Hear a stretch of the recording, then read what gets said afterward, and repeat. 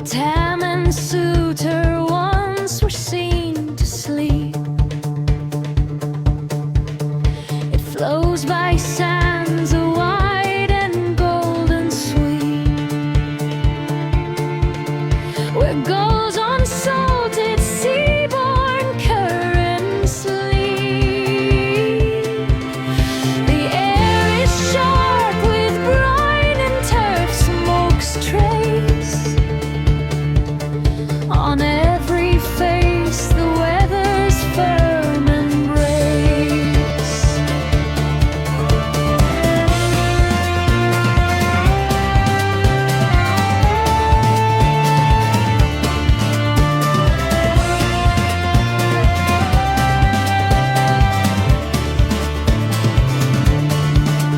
The river talks in low and constant tones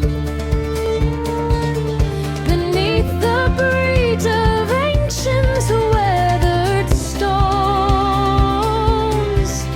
It tells of mills of commerce and of homes, of fishing boats with nets and salty combs. And widening its arms, it meets the Firth,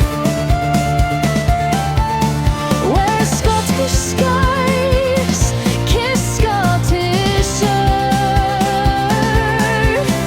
The Isle of Arran, purple, dim and grand, stands sentinel from its distant strand.